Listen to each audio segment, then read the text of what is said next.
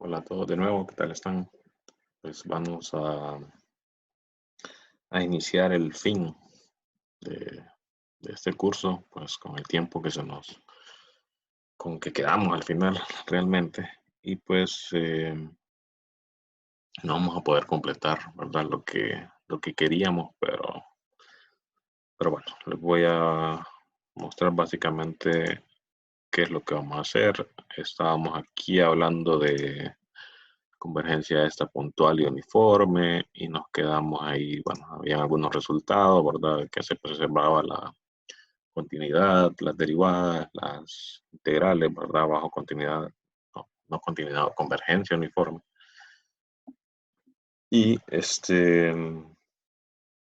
pues eso era más como un repaso, les decía, ¿verdad? Porque eso se analiza en análisis 1 y pues nos quedamos por acá. Entonces vamos a ver qué pasa con este espacio de Bx, denotan aquí de las funciones acotadas. Y luego vamos a hablar un poco aquí del capítulo 11 del espacio de las funciones continuas y este teorema de Weierstrass. Yo les dije pues que aquí nuestro objetivo era llegar al teorema de Stone-Weierstrass, que es una pues generalización de este teorema de Weierstrass, pero bueno, eh, pues el tiempo nos da para por lo menos llegar hasta aquí. Así que aquí les preparé un resumen de eso, ¿verdad? Nuevamente, pues ahorita les voy a dar alguna parte de todo esto. Y cuando nos reunamos más adelante esta semana, pues vamos a tratar de culminarlo todo, ¿verdad? Y bueno, si es necesario, pues hacer alguna videíto, grabación más por ahí, ¿no? Ok. Así que pues básicamente nos interesa comprender propiedades de estos espacios Bx y Cx y en particular en el caso este de Cx nos vamos a centrar eh, por lo menos en el espacio CAB donde AB es un intervalo cerrado, ¿verdad? Eso del teorema de Stone-Weierstrass generaliza las cosas que vamos a ver en CAB a por lo menos al caso de Cx, donde X por lo menos es compacto, ¿verdad? Y se prueban los mismos resultados que vamos a ver acá para CAB. Eh, bueno, entonces Bx, como les decía, es el conjunto de funciones valoradas en R, ¿verdad? Y que son acotadas, ¿no? X es un conjunto cualquiera, ¿verdad? Incluso no tiene que ser noten que para que esta definición tenga sentido, no tiene que tener ninguna estructura en particular, ¿verdad? Porque para ser acotada, pues solo ocupo la condición es en las imágenes, ¿verdad? Eh, aquí es norma, para definir esta de la norma, que es la usual, ¿verdad? La norma infinito, tampoco ocupa una condición en X, ¿verdad? Porque esta definición pasa o depende de las imágenes, ¿verdad? Nuevamente, entonces, como son acotadas, noten que este supremo existe, así que está bien definido, ¿verdad? Eh, y además, nosotros ya habíamos hablado un poco realmente de este espacio, solo que desde otro punto de vista. Si recuerdan, para una prueba que hicimos antes, definimos a L infinito de X como precisamente así, ¿verdad? Funciones valoradas en R, definidas en X y que fueran acotadas, ¿verdad? Y en particular ahí decíamos que el L infinito que nosotros conocíamos de las sucesiones se daba cuando X era los naturales, ¿verdad? O los enteros. Eh,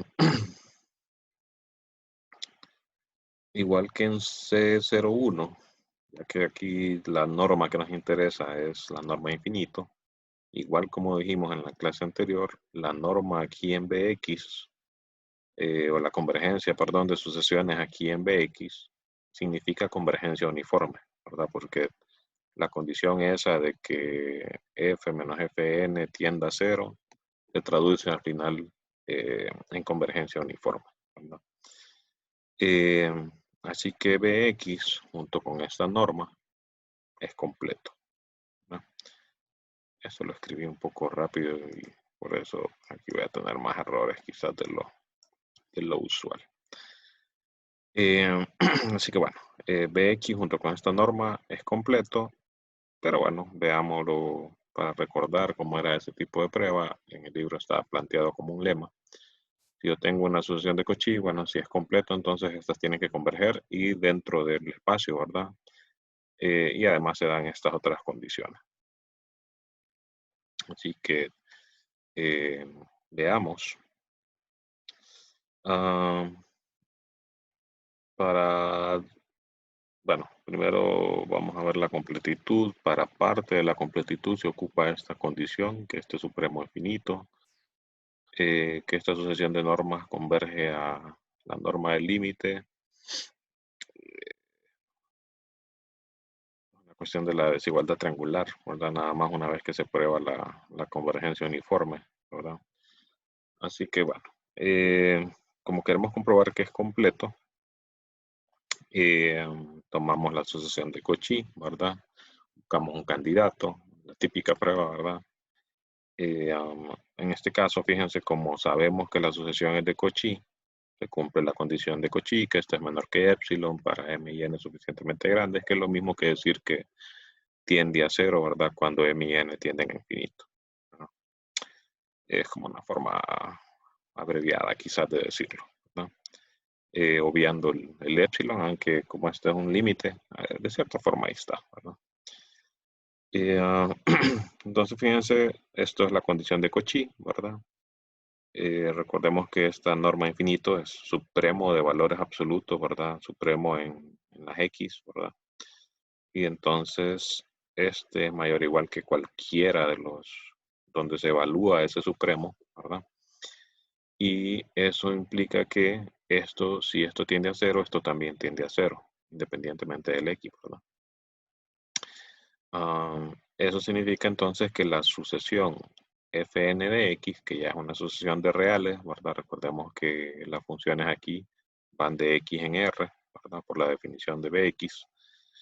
Y entonces el hecho de que esta sea de Cauchy en bx implica que esta ya evaluada en un x en particular sea de Cauchy en r, ¿verdad?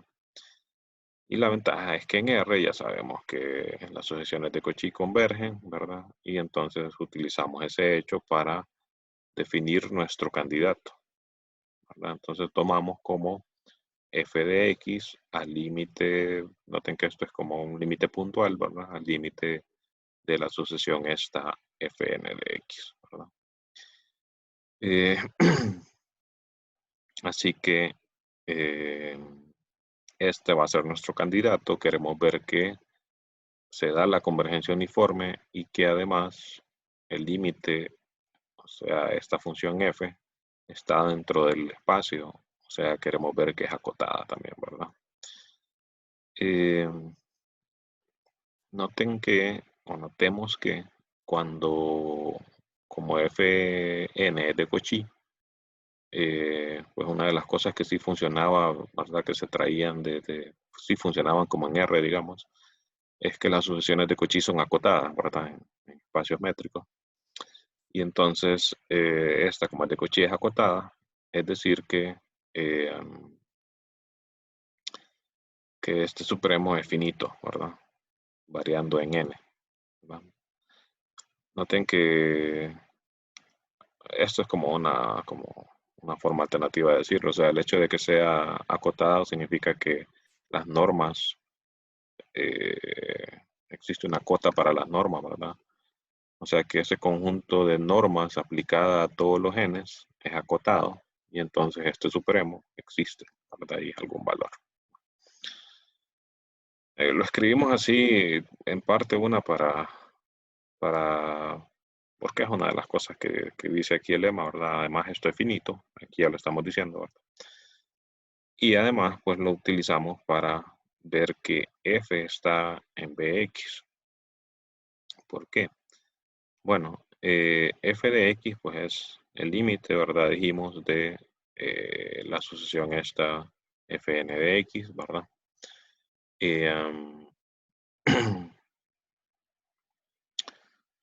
Vamos a ver.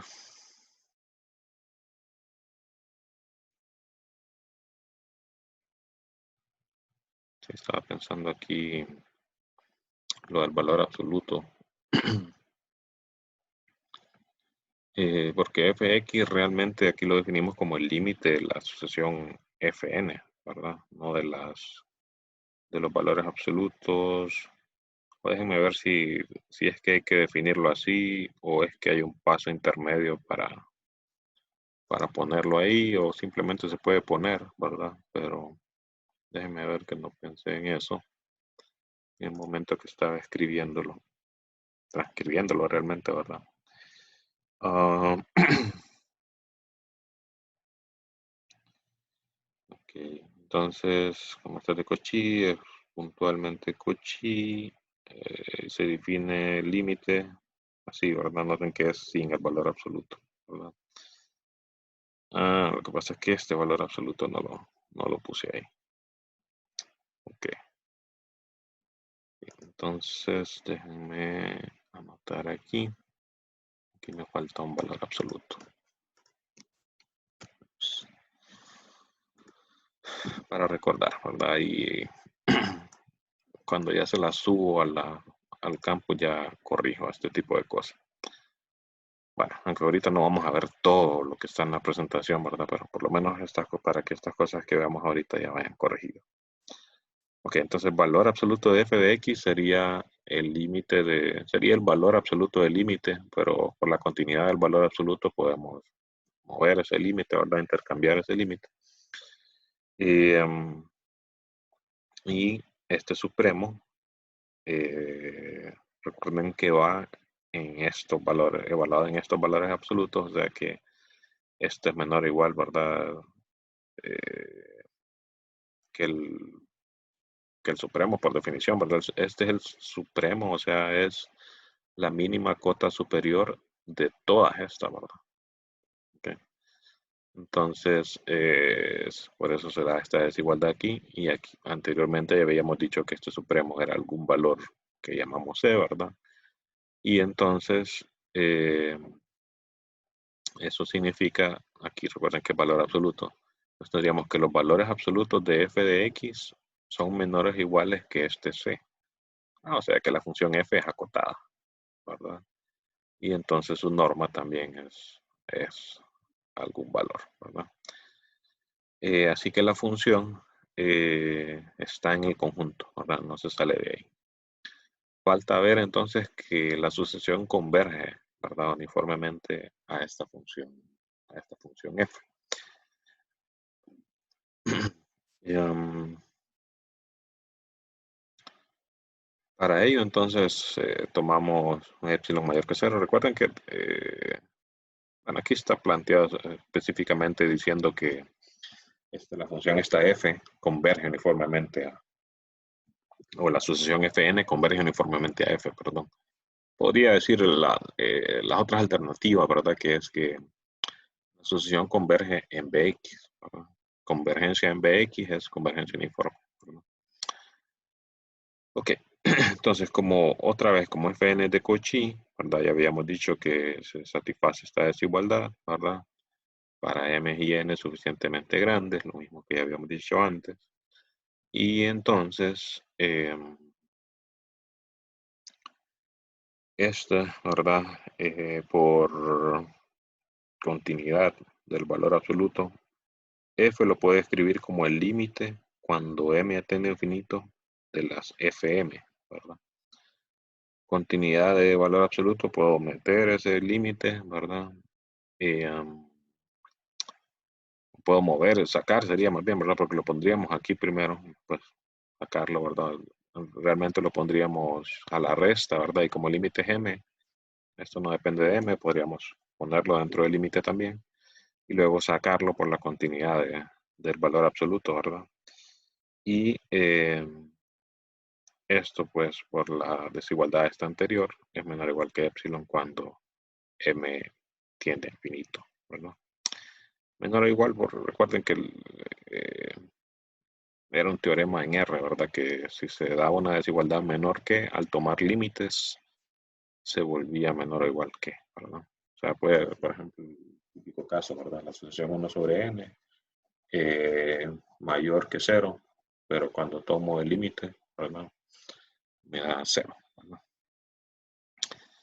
Ah, al tomar entonces supremos en esta desigualdad, el sub de esto, ¿verdad? Es precisamente esta norma.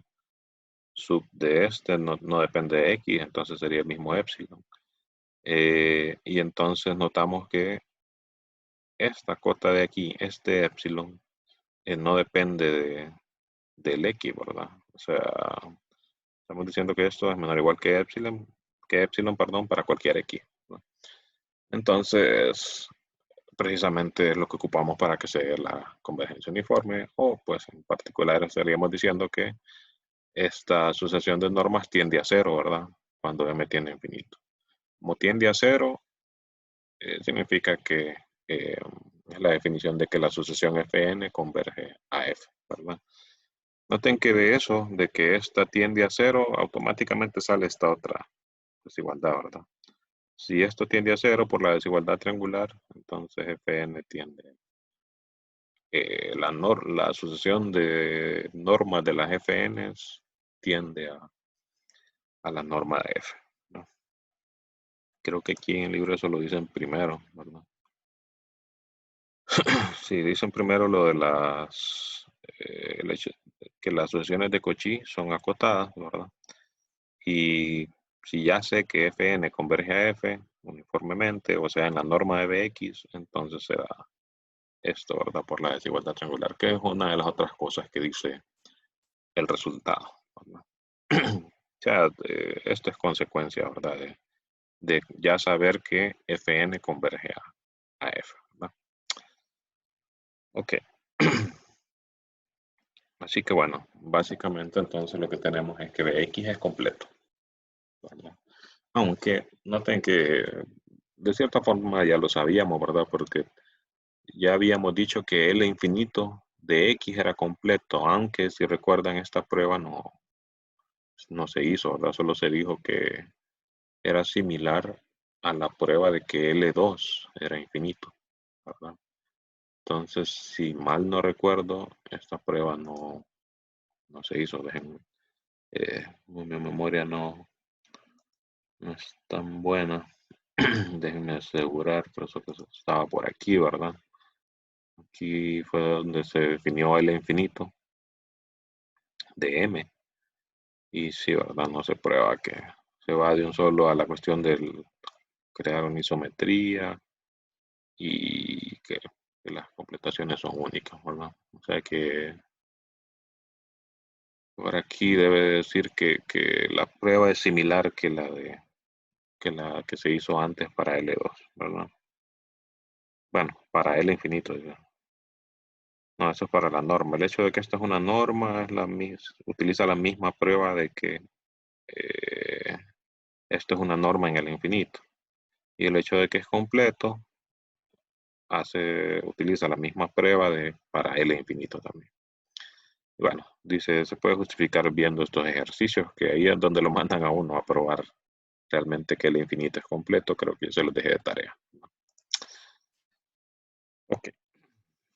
Así que bueno, Bx es completo. Y fíjense algunas consecuencias y bueno, algunos comentarios o términos relacionados con eso. Eh, para resaltar el hecho de que aquí la norma que estamos utilizando es la norma infinito, eh, cuando uno habla de una sucesión de Cauchy en Bx, como se puede dar cierta función de la sucesión en Bx y las sucesiones de reales, ¿verdad? Que se generan al evaluar en algún X en particular. Como para diferenciar en esos dos tipos de sucesiones, se dice que una sucesión de Cauchy en Bx es uniformemente Cauchy. Y se hace énfasis en la cuestión de la norma, ¿verdad? Uniforme, la norma es infinito, ¿no? Y similarmente para lo de acotado, ¿verdad? O sea que esta condición, ¿verdad? Como es de Cauchy es acotada, entonces esto pasa. Noten que tiene que ver con el supremo, con la norma infinito, ¿verdad? Entonces decimos que es uniformemente acotada, ¿verdad? La sucesión. Como para resaltar también, ¿verdad? El hecho de que como es una sucesión de funciones, entonces que hay una cota uniforme para todas las funciones, ¿verdad? Eh, Notemos que si el X, ¿verdad? Les dije que no requería ninguna condición, pero si el X es espacio métrico, ya le estamos dando una estructura, entonces podemos hablar de continuidad, ¿verdad? Para este tipo de funciones. Recuerden que para hablar de continuidad ocupo distancia, ¿verdad? Entonces, si X es arbitrario, no tiene sentido hablar de continuidad de este tipo de funciones, ¿verdad? Ser acotado sí, porque como les dije, solo depende de una condición en el rango de la función, ¿verdad?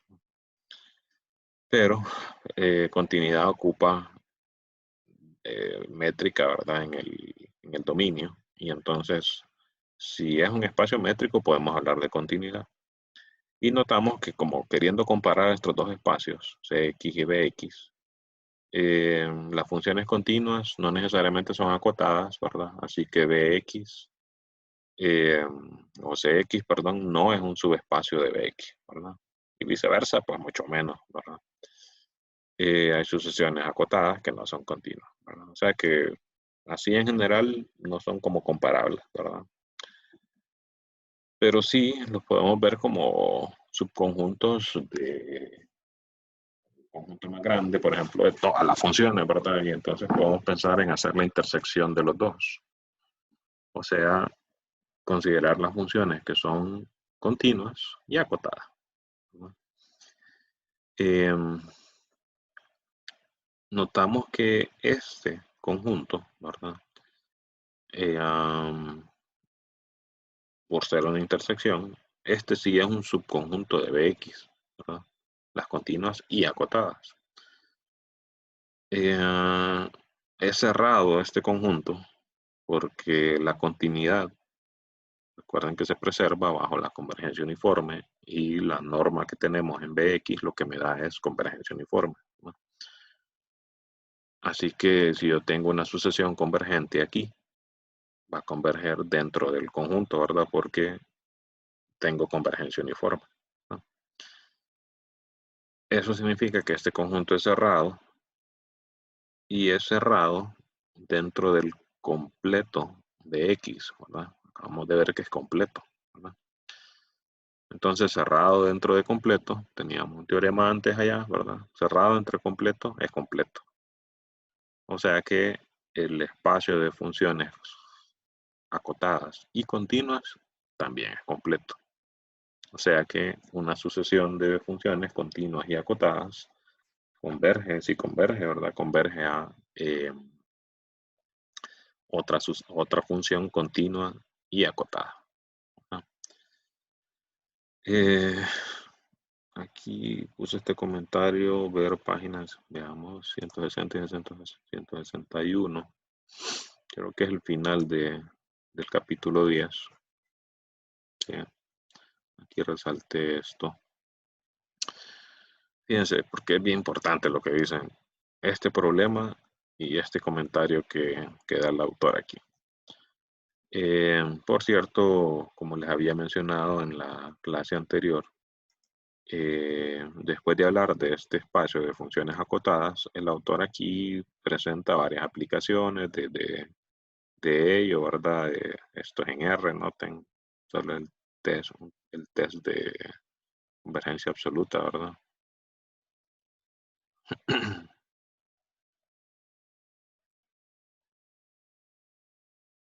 No, más bien es la prueba de que cuando hay convergencia absoluta se puede integrar y diferenciar la serie, ¿verdad? Eh, es una prueba común, ¿verdad? También que se hace usualmente en análisis, incluso a veces en cálculo se la hacen a uno. Ah, otra aplicación ahí sobre cómo construir una curva que llena el espacio, que es digamos, un resultado interesante, ¿verdad? Hablan del conjunto de discontinuidades de una función, tiene que ver con aquello de los categorías, tipos de conjunto, ¿verdad? Teorías de Baire, Baer, no sé exactamente cómo es la pronunciación. cómo crear una función nunca diferenciable. Esto también usualmente se hace en análisis uno, ¿verdad? Así que por eso no me metía, además que estamos contratiempo, no me metí a ver esas cosas, ¿verdad? Ya, pero sí quiero solo hablar un poco de este comentario, fíjense.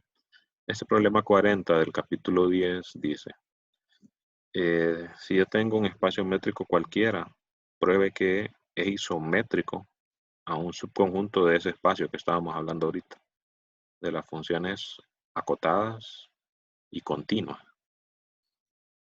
Cualquier espacio, no te quede bastante fuerte eso, ¿verdad?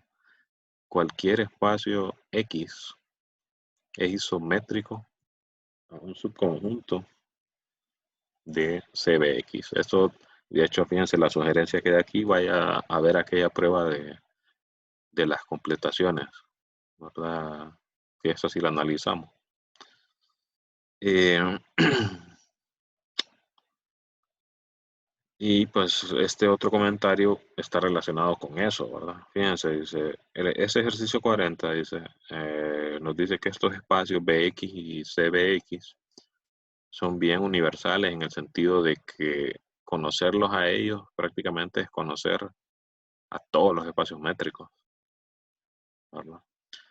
¿Por qué? Porque si yo conozco bien este, yo ya sé que los subespacios de él son isométricos a cualquier otro espacio, ¿verdad? O al revés, ¿verdad? Si yo tengo cualquier otro espacio, yo sé que va a haber algún subconjunto de este que va a ser isométrico a ese espacio métrico con el que empecé, ¿verdad?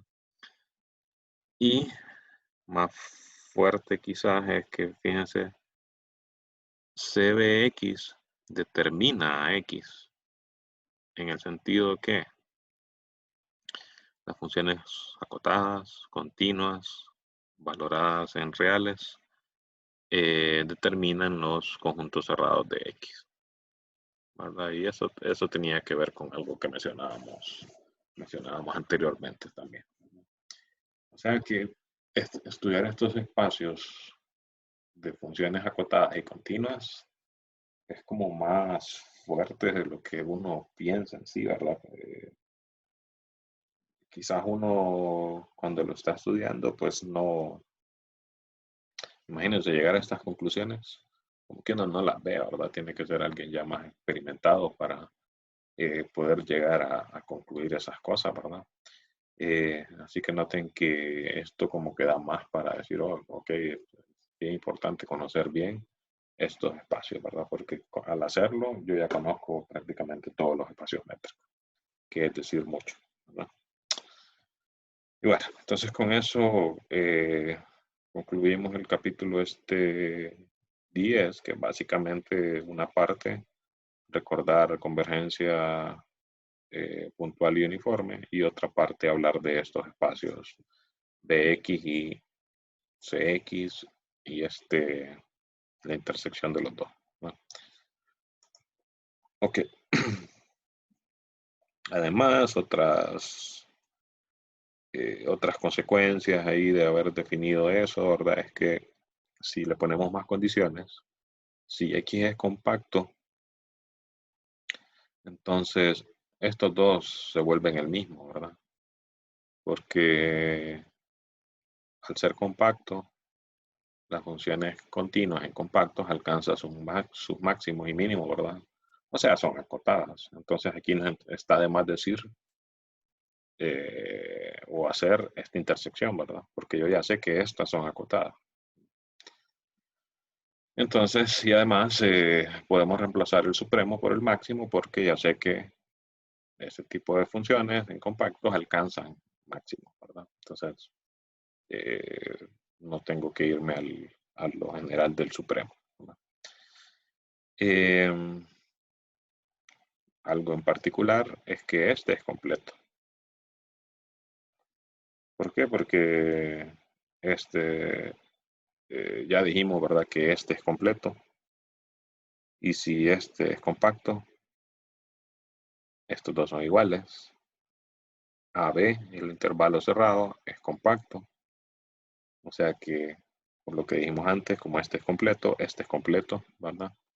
O sea, sucesiones de Cauchy de funciones en este conjunto, o sea, funciones continuas, en el intervalo AB, cualquiera, siempre convergen a funciones continuas, ¿verdad? En el mismo espacio. ¿Okay?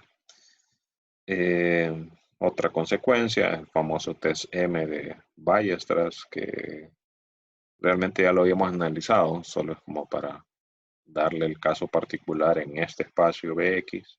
Tengo una sucesión de funciones acotadas con la condición de que la serie de normas, perdón, converge, ¿verdad?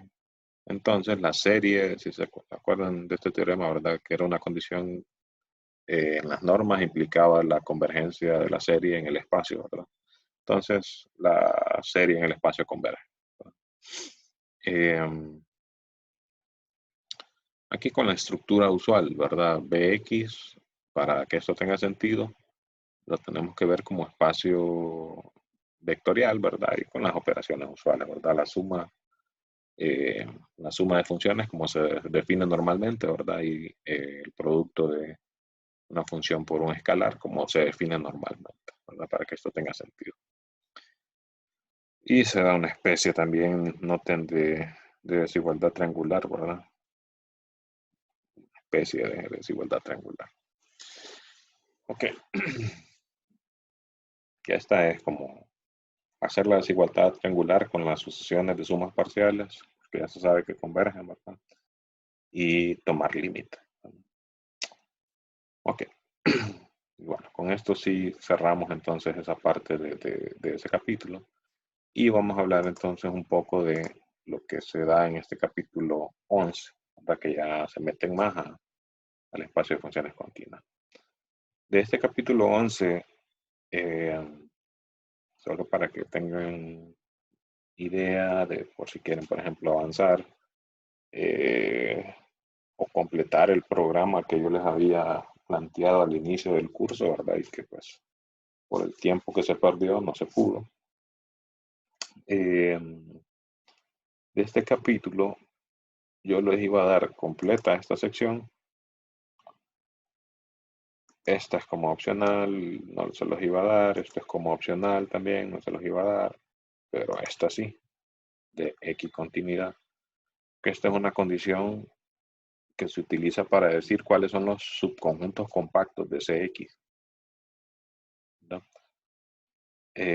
O sea, cuáles son los conjuntos formados por funciones que son compactos, ¿no? Noten que eso es interesante ponerse a pensar. Bueno, aquí está la respuesta, ¿verdad? Que es básicamente el teorema famoso en análisis de Arcela-Colli. Fíjense, F es compacto si solo si es cerrado, uniformemente acotado, así como dijimos antes, y equicontinuo.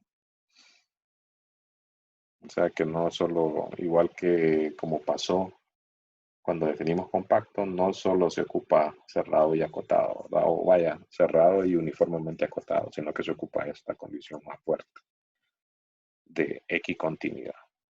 Para entender qué significa, pues hay que meterse ahí a leer, ¿verdad? Pero de este capítulo 11 yo les iba a hablar de esta sección y de esto, que es lo que se ocupa primordialmente para poder entender lo que hacen aquí en el capítulo 12, que de aquí pues está el teorema de Stone-Ballester, que era de lo que les iba a hablar, ¿verdad? O por lo menos de lo que pensaba poner como límite en este libro, ¿verdad? Aquí va a terminar, bueno, el teorema de Stone-Ballester. Por si quieren terminar eso, ¿verdad? Ese era el plan. Pero bueno, vamos a llegar hasta aquí. No nos da para ver equicontinuidad. Esto era una semana más prácticamente. Y una semana más para el teorema de Stone-Ballester. Ok, veamos entonces qué hacen aquí. Fíjense, primero, se prueba que, pues, como de repente uno podría pensar, o quizás no tanto, no es tan intuitivo, la verdad. C01 es prácticamente lo mismo que CAB. Fíjense que significa hay una isometría entre estos dos. Les digo, no es tan intuitivo porque entre 0 y 1 y AB no hay isometría, ¿verdad? No se preservan las distancias ahí. Pero entre estos dos sí, ¿verdad? Como queriendo decir, recuerden que la distancia aquí entre dos funciones se mide más o menos como supremo de las distancias que se dan entre ellas dos, ¿verdad? De repente aquí me conviene ilustrar con la pizarrita. Tengo las dos funciones, ¿verdad? Y entonces la distancia entre las dos se da como el supremo de las distancias, que así como las dibujé aquí, pareciera que fuera esto de aquí, ¿verdad? Esta distancia de aquí. Y entonces estamos diciendo, independientemente de que se mida eso en 0,1 o que se mida en cualquier otro intervalo cerrado y no necesariamente de longitud 1, ¿verdad? Cualquier B, entonces esas distancias se van a preservar.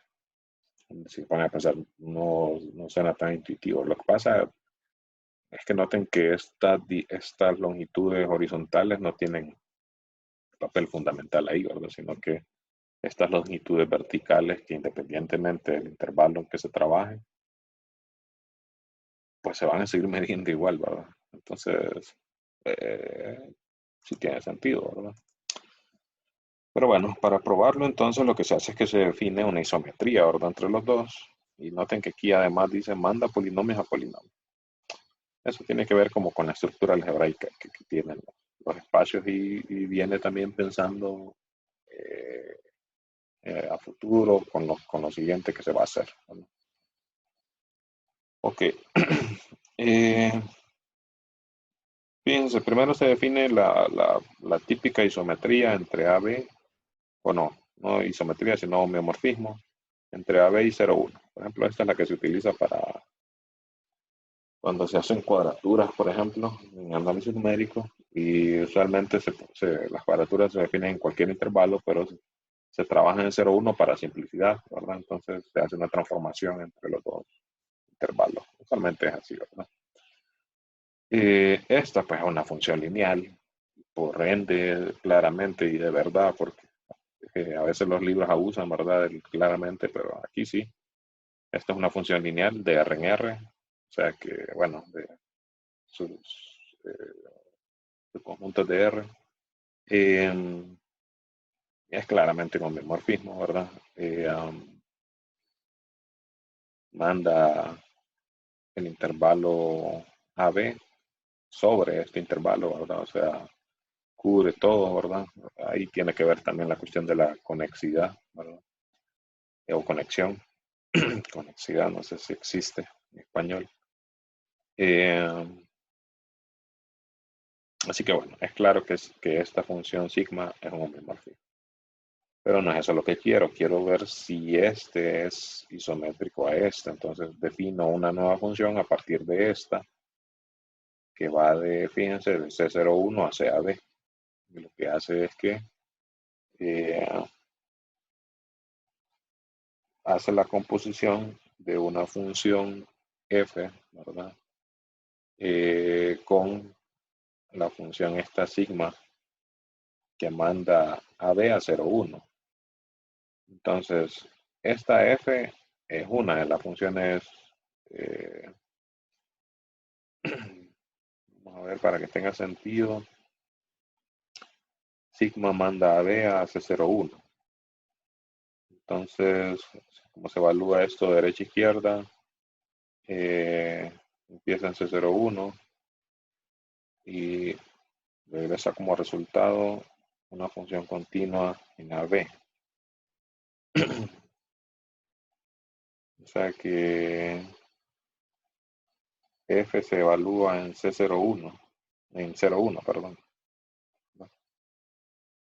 F se evalúa en 0,1. O sea que F sería una de las de aquí también, ¿verdad? Bueno, para no estar, porque lo más conveniente es hacer un diagramita ahí para ver que las composiciones funcionen, pero bueno, para no estar tanto tiempo ahí, mejor me voy rápido acá.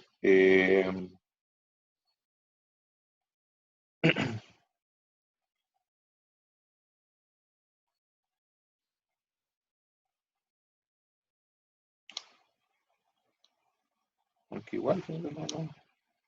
La F Sí, se evalúan en 0, 1.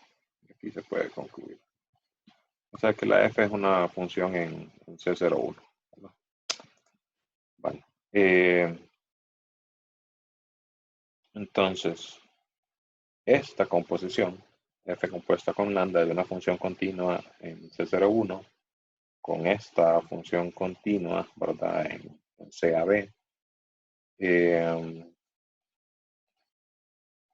me define entonces una función que agarra una continua, ¿verdad? En CAB, me regresa como resultado, ahora hacer la composición,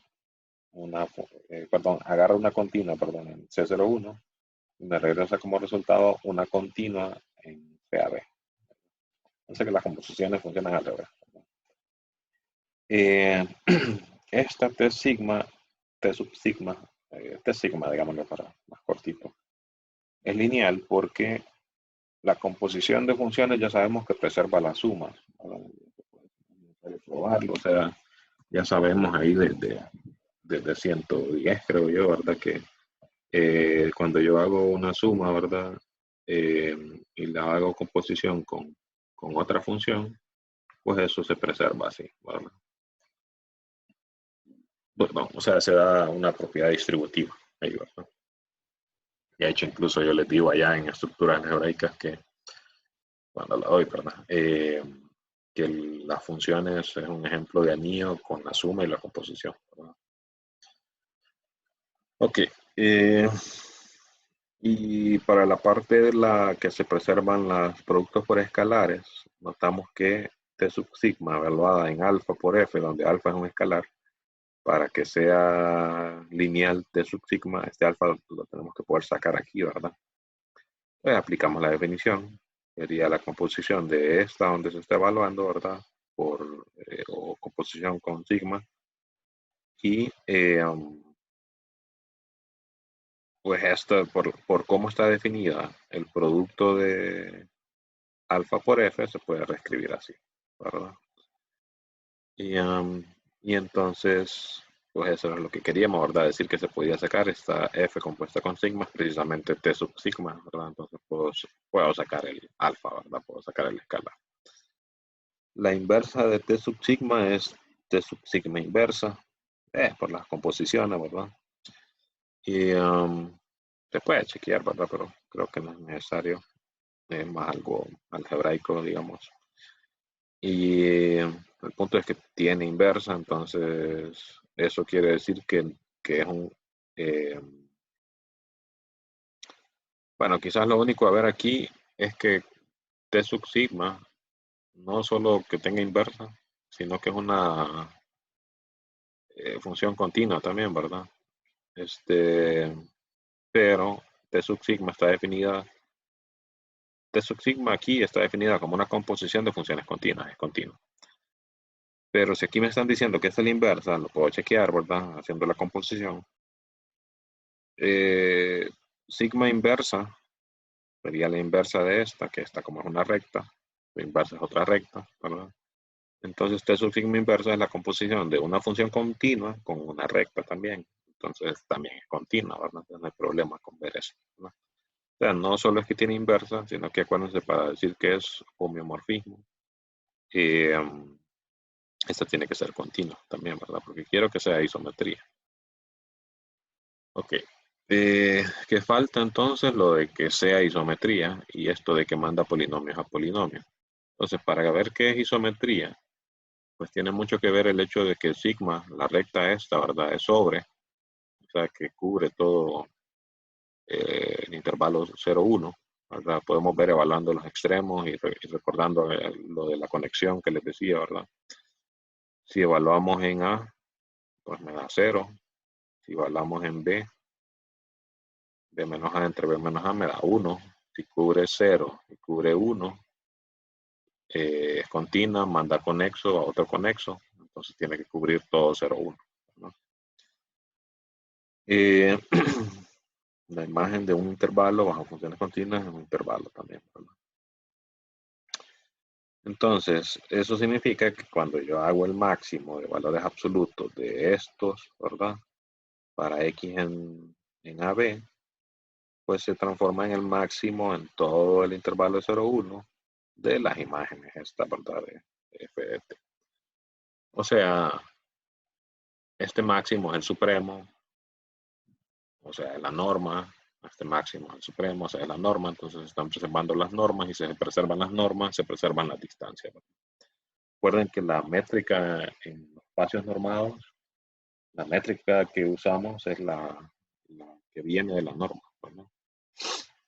Así que se preservan las distancias, ¿no?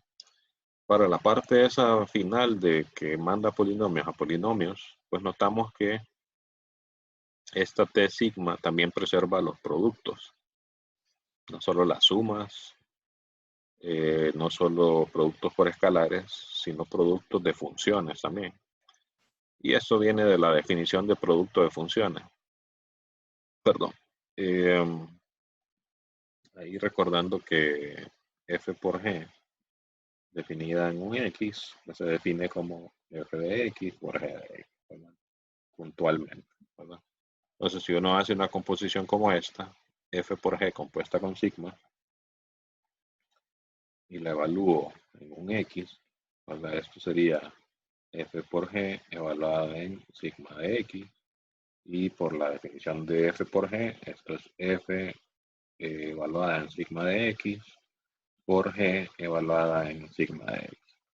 Y la vuelvo a escribir como composiciones, ¿verdad? F compuesta con sigma en x, ¿verdad? Y g compuesta con sigma. Eso de cómo se leen las composiciones genera ahí algunas controversias entre matemáticos, ¿verdad? Pues yo no me voy a meter a eso. Que a veces le dicen a uno incluso desde 110, ¿verdad? Esto se lee la composición de sigma con F en ese orden, porque así se evalúa. Después viene un libro allá con orientación francesa, por decir algo, y le cambian todo a uno. Por ejemplo, hay libros que le dicen a uno, f de x lo vamos a denotar como así.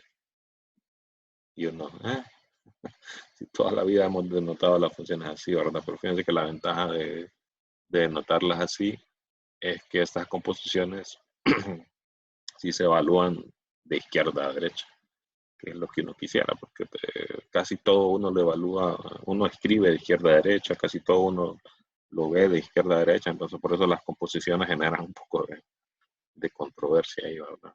Entonces, al escribir las funciones así, se evita ese problema. No es problema, es una cuestión de simplemente convención, ¿verdad? Así que bueno. Pero ojo, si otro profesor les dice, se tiene que hacer así, pues hay que hacerle caso, ¿verdad? No, no va a poner uno a perder puntos por un detalle así. Ok, bueno, entonces se preservan los productos. Y entonces, ¿qué pasa? Juntando la linealidad, o sea, que se preservan las sumas, productos con escalares, y esto, que se preservan los productos, a ese tipo de estructura se le llama álgebra, por cierto. Eso entonces es lo que implica que se manda un polinomio a otro polinomio, porque en esencia los polinomios son combinaciones de sumas, productos con escalares y productos entre términos en sí, ¿verdad?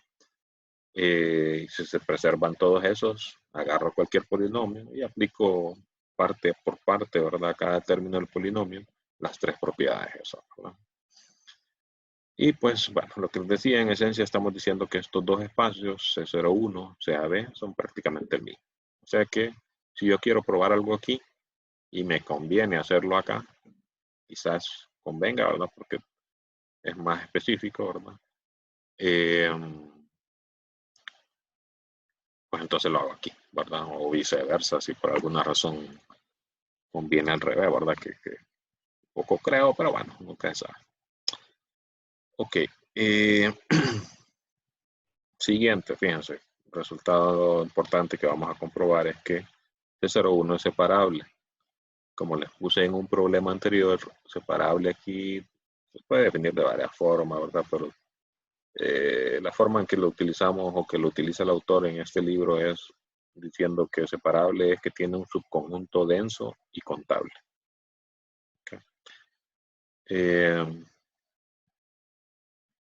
Así que si probamos que ese 0,1 es separable, es que tiene un subconjunto denso, o sea que su clausura es todo el espacio, y contable, o sea que tiene cierta ventaja, ¿verdad? Lo contable tiene cierta ventaja sobre lo no contable, es más manejable, digamos.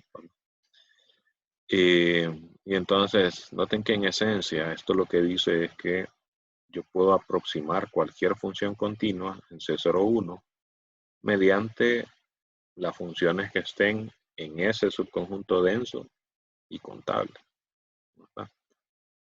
O sea, más o menos lo que pasa con R, ¿verdad? Yo puedo aproximar los irracionales eh, con racionales que son densos en R y contables, ¿verdad? Noten que muchas de esas cosas pasan así, ¿verdad? Que de cierta forma se quiere imitar esos comportamientos que se dan en R como para sentirse como en casa uno, ¿verdad? Entonces, básicamente aquí estamos diciendo eso. Se puede hacer, ¿verdad?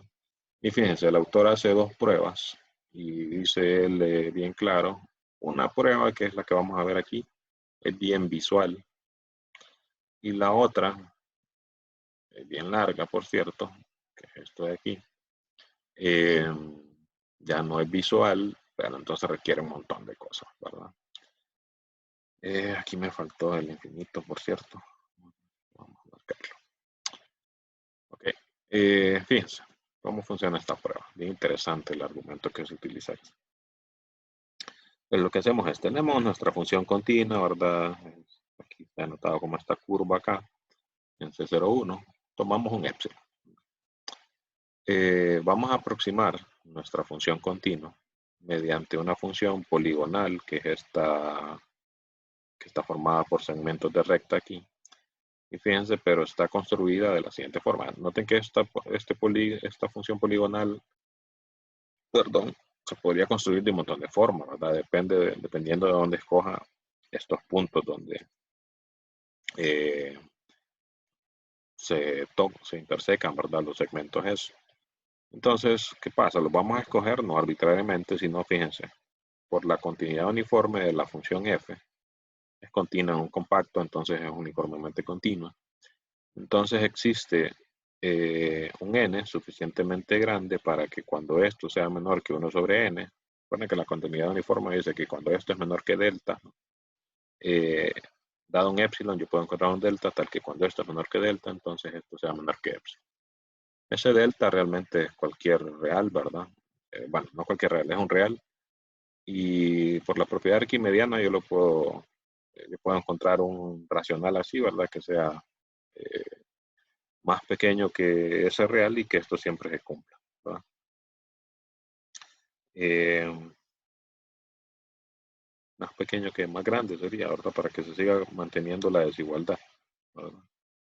Si lo hago más pequeño, no, sí, más pequeño, más pequeño sería.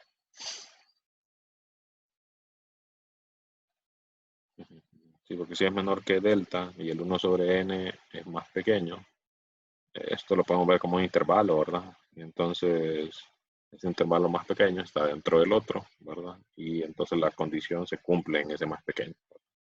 Así que ocupo un 1 sobre n más pequeño que el delta que me dé la definición de continuidad uniforme. Entonces, por la propiedad arquimediana, yo sé que existe un n suficientemente grande para que eso pase, ¿verdad? Y este 1 sobre n, entonces lo vamos a utilizar para partir el intervalo 0,1 en pedacitos de tamaño 1 sobre n y para que se dé esta condición entre las imágenes, ¿verdad? Noten que cuando hagamos esa partición, esto se utiliza bastante en aquel método de diferencia finita, ¿verdad? Que partimos los intervalos donde vamos a aproximar en nodos, ¿verdad? Aquí serían nodos de tamaño 1 sobre n. Entonces, en estos intervalos va a pasar que la norma, ¿verdad? O la distancia entre las imágenes va a ser menor que epsilon, ¿no? Que es como decir que la norma en ese subintervalo, ¿verdad? Es menor que epsilon. La norma es el supremo, ¿verdad? De ella, ¿verdad? Ah, entonces, eso va a pasar para todos los subintervalos, ¿verdad? Entonces, por ejemplo, aquí se ilustra de manera que el epsilon aquí es este, que es algo grande. Noten que los otros pedacitos, por ejemplo, aquí la distancia más grande sería como parece la que hay entre el extremo izquierdo y el extremo derecho, ¿verdad? De la función, de las imágenes de la función. Y esa distancia, aquí es donde es bien visual esta prueba, o parte de donde es bien visual la prueba, es menor que este epsilon también. Acá ya no se ve tanto, ¿verdad? Aquí se está asumiendo que esta es la distancia más grande. Pero estaríamos diciendo que, por ejemplo, el punto máximo por aquí, ¿verdad? De ese punto, la distancia entre el punto mínimo, que esa distancia ahí va a ser más pequeña que este epsilon también, porque así está escogido, ¿verdad? Estos nodos están escogidos así, ¿verdad? Ok, fíjense entonces lo siguiente. La función esta poligonal va a estar dada como, se le llama G, ¿verdad?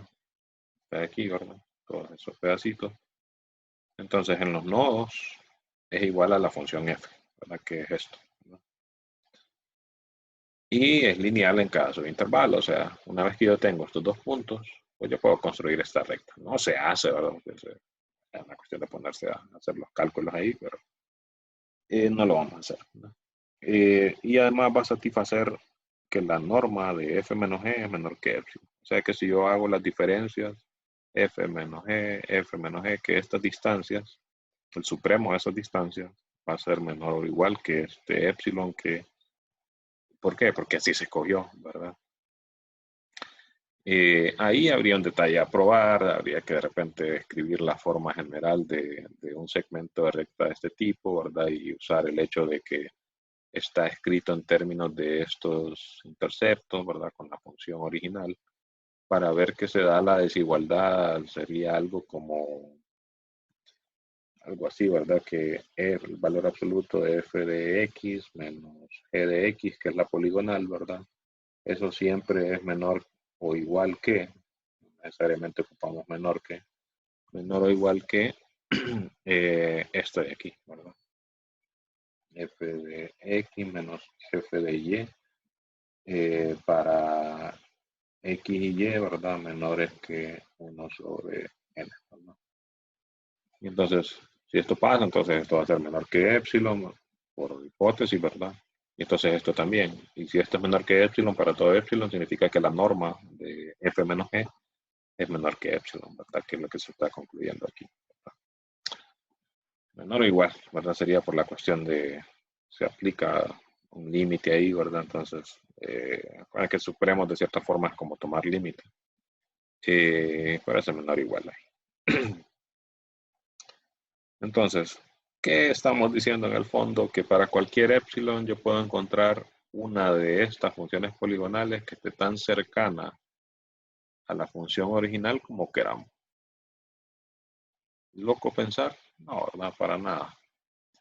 Lo único es que, como les digo, el mismo autor dice, esta prueba que estamos haciendo aquí es bien como visual, proof by picture. No estamos justificando mucho realmente, ¿verdad? Y aún más falta la cereza en el pastel, que es el siguiente argumento.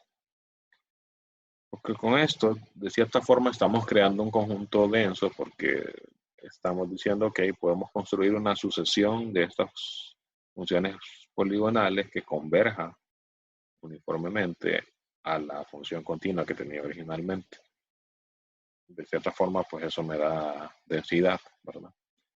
Pero ocupo que ese conjunto sea contable para que se dé la condición esta de ser separable.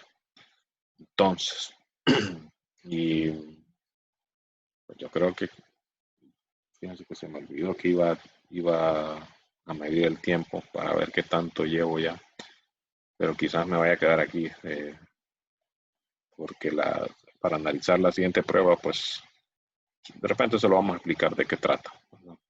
Para empezar un poquito más rápido la siguiente clase. Bueno, les decía, la cereza del pastel, fíjense, vamos a redefinir la aproximación, la función esta poligonal como la queremos redefinir de manera que ya no sean arbitrarias estas, sino que pueda que el conjunto de esas funciones sea contable.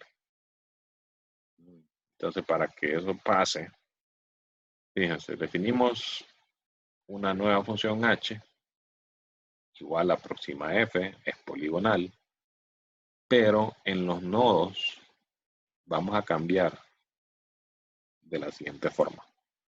Si la función está original, su coordenada en y, en el nodo, es irracional, la vamos a cambiar por un racional. Y no cualquiera, sino que esté tan cercano al original como yo ocupe. Como lo ocupo, que sea menor que epsilon. Entonces, eso noten que se puede hacer por la densidad de los racionales, ¿verdad? En R, ¿verdad? Ilustrando ahí más o menos. Tengo la función, ¿verdad? Continua esa. Tengo la aproximación, ¿verdad? Los nodos. Lo voy a hacer para aquí, ¿verdad? Aquí es un poquito difícil dibujar los puntos. Entonces, ¿qué pasa? Yo observo en cada nodo. Y digo, ok, bueno, estábamos centrados realmente en 0, 1. Supongamos que eso solo es una parte de 0, 1. Entonces, observo aquí cómo es la coordenada, en Y, ¿verdad? Está aquí. Entonces, digamos que este es uno de esos valores, en general sería un K sobre N, ¿verdad? Un K entre 0 y N, ¿verdad? Entonces, este valor de K sería f de K sobre N. K sobre N. Entonces, ¿qué pasa? Puede ser que f de K sobre N sea racional o no. ¿Por qué? Porque la función f yo solo sé que es continua. Por ejemplo, podría ser una raíz, logaritmo, que fácilmente me puede regresar irracionales, ¿verdad? Entonces, si este es racional, bueno, entonces defino h igual, como K sobre N. No le hago nada.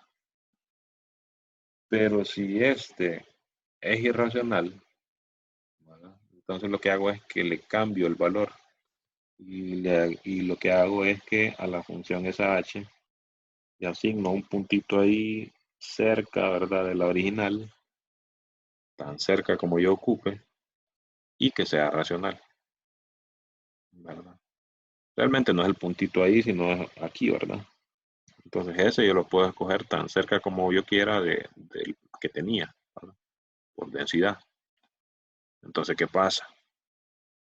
Como le estoy dando la condición de que sea menor que epsilon la distancia entre esos dos, siempre se va a dar la cuestión de la condición de la continuidad uniforme, ¿verdad? Eh, Aunque ya no va a ser tan clara porque va a ser como aquellos ejemplos locos en análisis 1 de funciones que eran continuas, pero que eran como seccionadas, ¿verdad? Y tenían un montón de puntitos ahí y no parecía que fuera continua, pero se probaba, se cumplía la definición de continuidad y entonces era continuo, ¿verdad? Había un ejemplo algo así, ¿verdad? Que se construía como racionales en la recta y igual a x y menos x, eh, o las coordenadas en y sobre esas rectas y 0 en los irracionales, por ejemplo, algo así era, ¿verdad? No recuerdo. La cosa es que no es raro pensar que exista una función continua que no es como uno le dice en cálculo, ¿verdad? No suelte el lápiz, entonces eso es continuo. Ya sabemos en análisis 1 que no necesariamente, ¿verdad? Pueden haber saltos ahí, solo que casi como invisibles, ¿verdad? Entonces algo así se hace aquí, se va a preservar la continuidad uniforme porque lo estamos escogiendo así, de manera que la función siga estando en el conjunto porque ocupo que esté ahí, ¿verdad? Para que, como les dije, para que sea separable, ocupo un subconjunto, o sea que las funciones tienen que seguir estando ahí, que sea denso y contable. Entonces la densidad va a venir desde de la construcción, ¿verdad? Que yo puedo construir funciones así que estén tan cercanas como yo quiera, ¿verdad? A la función original. Y ahí viene la densidad. Y lo contable viene de que estamos cambiando las coordenadas de la función original, la poligonal original, con una coordenada que es racional, en el caso de que no lo fuese, ¿verdad? Entonces, que con eso, me voy a adelantar esto aquí. Observamos entonces que la cantidad de estas nuevas funciones h es contable. ¿Por qué?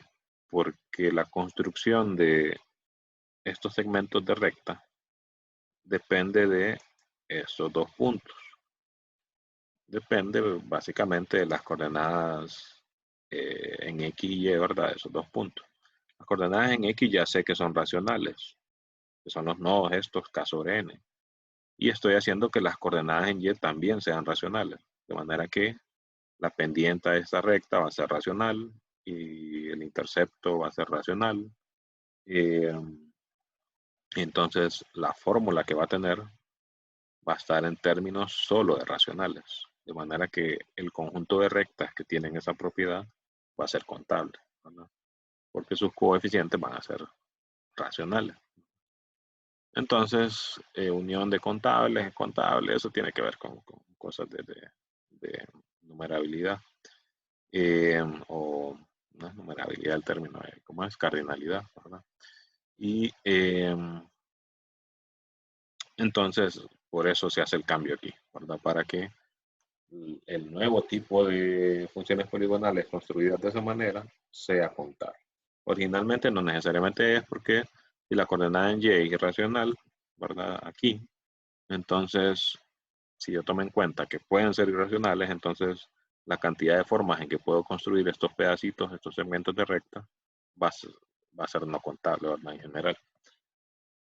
Así que por eso el cambio, ¿verdad? Fíjense qué interesante ese argumento. De hecho, ahí les voy a dejar de tarea un ejercicio relacionado precisamente con eso, ¿verdad? Que es como escribir ya lo que solo les estoy como hablando, ¿verdad? Acá. Entonces, fíjense,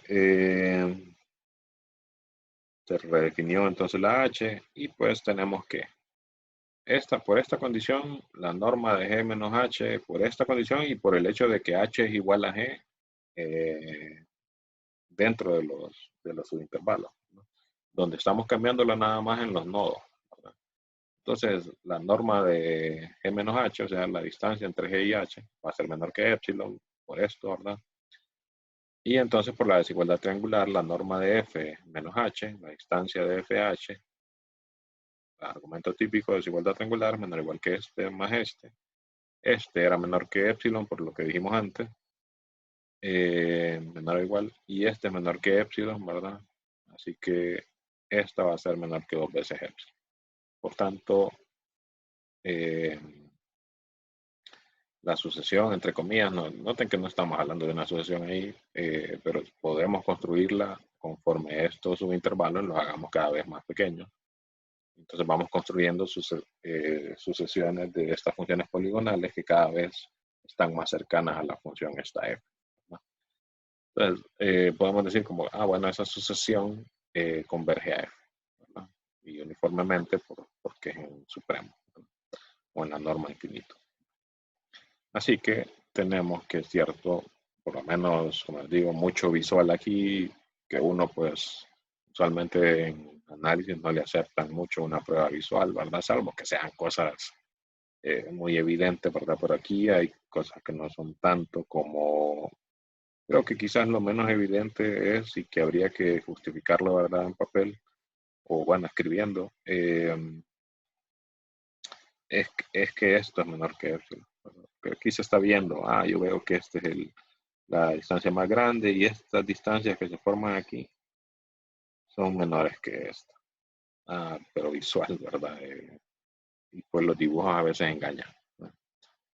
Que es una de las cosas que aprende uno en geometría, ¿verdad? Así que, bueno, tenemos que ese 0,1 es separable, pero lo vamos a justificar de una forma no visual también para no quedarnos con esa impresión de que estamos siendo como informales, ¿verdad?